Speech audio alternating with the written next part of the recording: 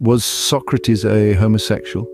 We're about to explore a philosophical text that has intrigued, inspired, and instigated debates for millennia. The Symposium, a creation of the great philosopher Plato, is our destination today. This rich tapestry of ideas explores the nature, the purpose, and the very essence of love through a series of speeches by some of the most intriguing minds of the time.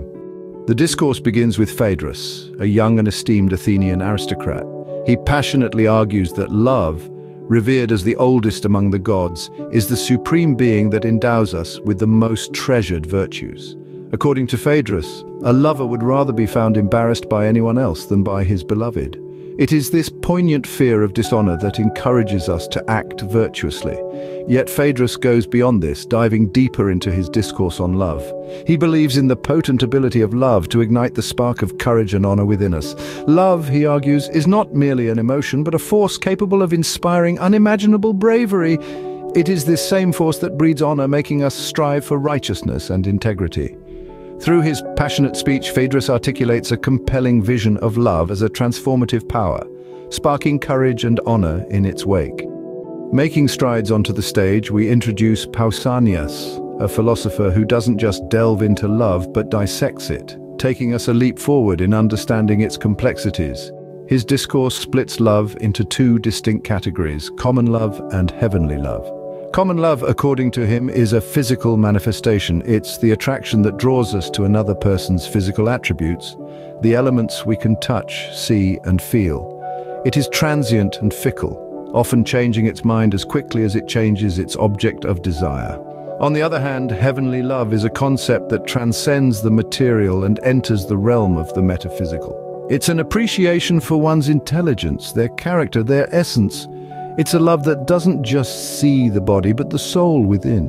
Pausanias suggests that it's in the right circumstances where these two loves intersect, a deeper, more profound love can emerge, one that holds the potential for a meaningful connection. The third eulogy on love comes from Eryximachus, the doctor of the group. Eryximachus, with his medical lens, presents a unique perspective. He suggests that love is not just an emotional or metaphysical concept, but a force that governs the harmony in the universe, much like the delicate balance that exists in the human body where the elements must coexist harmoniously for health. Love too, he argues, is a force that brings balance and harmony. Be it the sweet melody of music or the rhythmic changing of the seasons, it's all guided by the unseen hand of love. In its healthy form, love can bring about balance, health, and prosperity. But when love is imbalanced or corrupted, it can lead to discord, illness, and chaos. Eryximachus thus presents a unique perspective on love, viewing it as a force of balance and health, a dynamic element that permeates every aspect of our lives, from our bodies to the universe itself. Next, we dive into the fascinating narrative presented by the comic playwright Aristophanes. His speech is indeed a surprising twist, a curveball in the most profound sense. Aristophanes weaves an intriguing myth about the original form of humans. According to him, humans were spherical creatures, strange but fascinating, each with two faces, 4 arms and 4 legs, mirroring each other. These dual-faced round beings were so powerful and audacious that they challenged the gods themselves. Zeus, the king of the gods, fearing their, decided to humble them. In a swift and dramatic act, he split these round creatures into 2 halves. This left each human with just 1 face, 2 arms, and 2 legs, the form we recognize today. Post this divine intervention, the humans were left yearning for their other halves, their missing pieces. They roamed the earth, seeking their lost counterparts, trying to regain their former glory and completeness. Love, as per Aristophanes' mythic explanation, is this eternal quest. It is the relentless journey to discover our missing halves and restore our wholeness, to piece ourselves back together and become one single, complete entity again.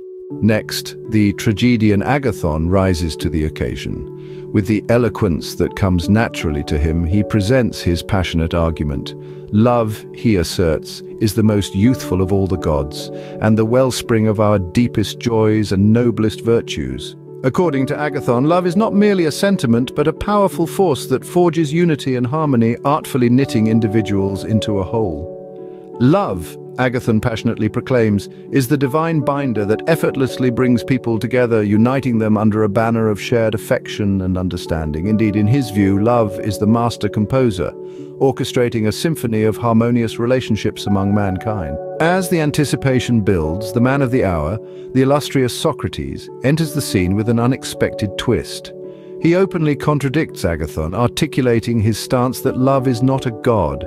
He argues that gods are perfect beings, and love, being in a perpetual state of longing and need for the good, cannot be perfect. Socrates delves deeper into a riveting conversation he once had with the wise Diotima of Mantinea.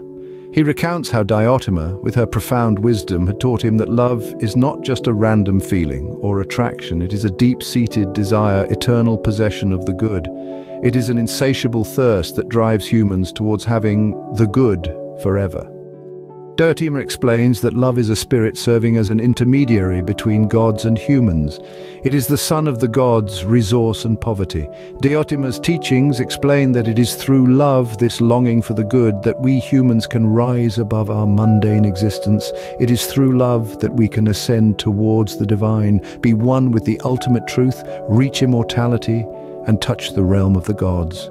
Just as Socrates finishes his speech, and the room is still resonating with the echoes of his philosophical discourse, the party is abruptly interrupted by the arrival of Alcibiades. A handsome and notorious Athenian politician, Alcibiades, in a drunken state, crashes the party and instantly becomes the center of attention.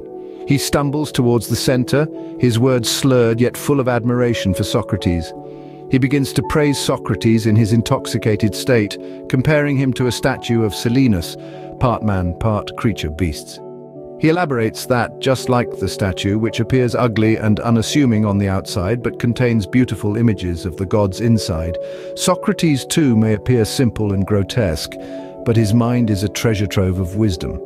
This comparison underlines the profound respect Alcibiades has for Socrates, despite his external demeanor. Alcibiades then takes a deep breath, his eyes brimming with a mix of emotions, and confesses his love for Socrates.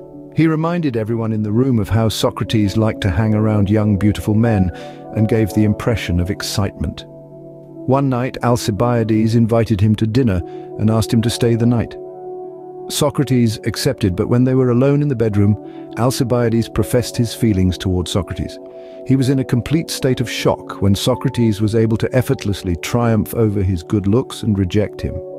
He pours out his heart, expressing his frustration that Socrates never reciprocated his affections.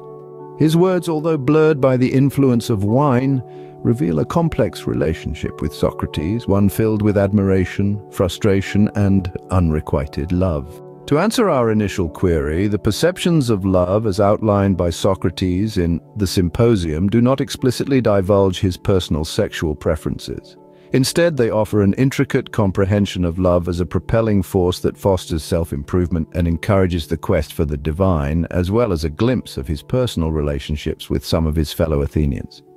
In conclusion, the Symposium intricately dissects the notion of love from an assortment of perspectives. To start with, Phaedrus advocates the idea of love as a stimulus for virtuous conduct. He reckons love is the greatest god born of chaos and earth, and he extols the virtues and bravery love can instill in people. Pausanias, on the other hand, differentiates between common and heavenly love, indicating that the former is purely physical, driven by human desire, and can lead to undesirable outcomes, while the latter is intellectual, platonic, and guides a person towards knowledge and wisdom. Aristophanes, the comedic playwright, offers a fascinating mythological perspective, presenting love as a search for our other half. According to his idea, human beings were initially a whole, and love is the name for our pursuit of wholeness, for our desire to be complete. Agathon views love as a harmonizing force, singing praises of love's virtues and influence over human behavior. He portrays love as the youngest of gods, devoid of malice, dwelling in men's hearts and guiding them towards gratitude and fellowship. Finally, Socrates' perspective of love is profoundly philosophical. He posits love as the desire eternal good, a never-ending pursuit of wisdom and beauty, an aspiration for immortality.